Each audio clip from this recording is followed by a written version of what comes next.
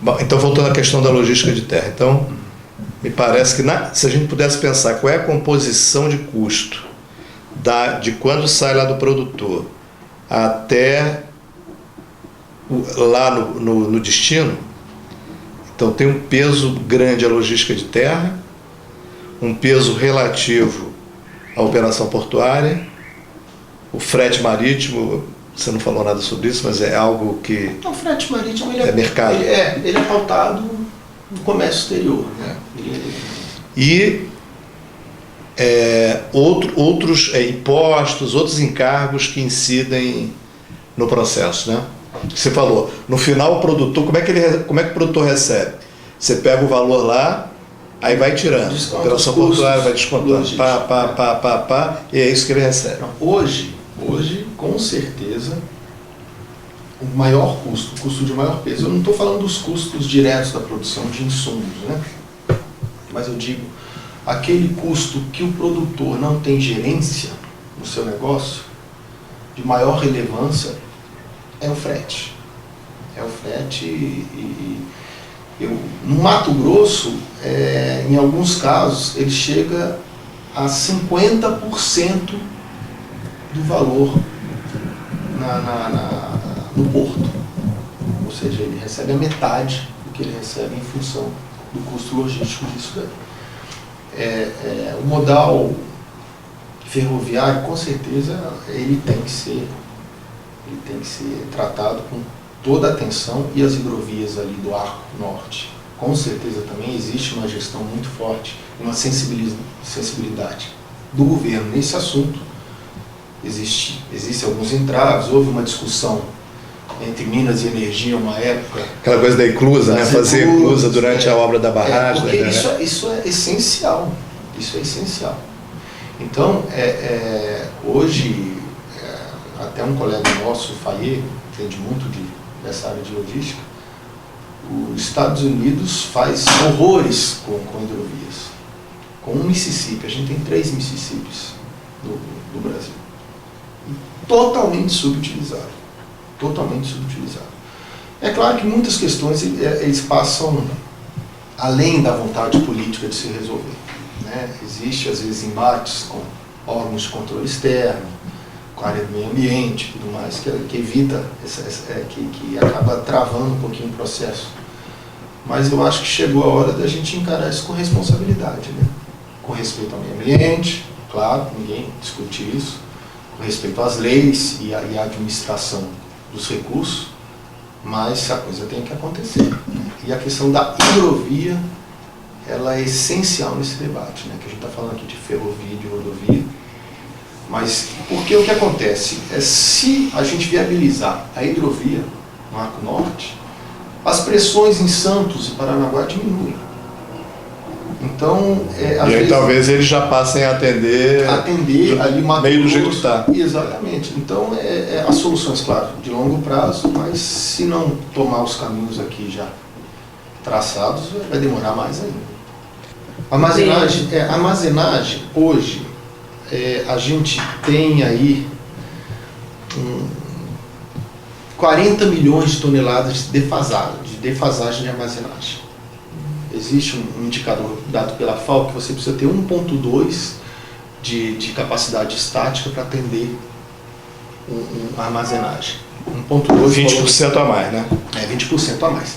Então, 40 milhões de toneladas hoje é a nossa defasagem. Sendo que esses 40 milhões, eles estão calcados em alguns números que o governo nos trouxe, sendo que nós entendemos que ele já está defasado, porque muitas dessas unidades que ele está considerando como ativas, a gente sabe que estão em situações precárias. Então, na verdade, a defasagem é muito maior. Eles estão considerando armazéns que hoje não têm condições disso, que não atendem.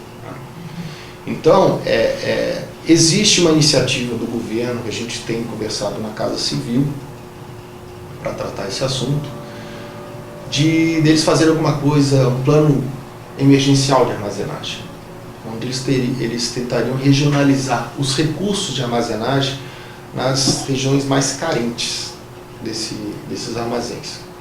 E para isso daria alguns instrumentos através do BNDES, com juros equalizados pelo Tesouro Nacional e tudo mais. Me preocupa um pouco isso, porque se você utilizar dados viciados, onde acha que tem armazém suficiente e não tem, você acaba prejudicando áreas importantes, como Paraná e Rio Grande do Sul, que nos cadastros do governo está dizendo que está muito bem atendido e nós sabemos que não estão. Então, é uma preocupação que o setor armazenador tem, que isso daí realmente limitar esse recurso. E a questão de regionalizar não me parece uma medida inteligente, porque o mercado ele tem a sensibilidade, porque por mais que ele pegue recursos equalizados pelo Tesouro Nacional, ele vai ter que pagar. E ninguém vai construir, nenhum empresário vai ter irresponsabilidade de botar dinheiro no bolso e colocar num armazém num lugar onde não precisa. Então, a SEBRA ela é muito categórica nisso de entender que a iniciativa privada ela responde rápido a essas necessidades. Porque se tem carência de armazenagem, vai ter alguém para construir um armazém lá. Precisa de recursos para isso. Hoje, as taxas de juros disponíveis para o setor armazenador elas são muito altas, inviabilizam o investimento. Hoje, as margens para você prestar serviço de armazenagem são negativas. Ninguém vive de prestar serviço de armazenagem. Pode até viver, mas no prejuízo. Hoje, a armazenagem é uma atividade acessória também. Se você comercializa o produto, você precisa de um armazém. Se você industrializa um produto cuja matéria-prima é um grão, você precisa de armazém.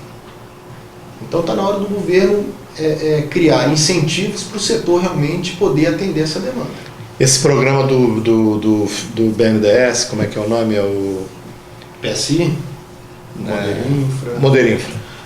O Moderinfra, nós entendemos que existe realmente uma necessidade de você colocar mais recursos na mão do produtor rural para ele colocar armazém na sua propriedade. A SEBRA é a favor disso, só que nós não vemos a solução por aí, mas por uma razão muito simples. O produtor rural, quando colhe, ele deixa o seu produto na cerealista, ou na cooperativa, ou às vezes numa trade, mas não se é cobrado pelo menos, vamos falar aqui, Paraná para baixo, eles não cobram por serviço de armazenagem. É claro que eles ganham uma margem em cima da comercialização, mas o serviço de armazenagem não é cobrado. Então hoje não há incentivo para o produtor rural pegar dinheiro ou assumir uma dívida para construir um silo, sendo que ele não é cobrado no caso quando a cerealista ou a cooperativa pega os produtos e deixa armazenado lá no seu silo. Eu vejo o governo utilizando muito exemplo dos Estados Unidos, porque nos Estados Unidos 60% dos armazéns estão na propriedade, aqui no Brasil estão de 14% ou menos do produtor rural. Lá eles têm isso por causa de uma necessidade climática. Se eles não tiverem armazém, eles perdem o produto. No Brasil não. No Brasil não é essa a situação. E esse Moderinfra, ele atende só produtor rural e cooperativas.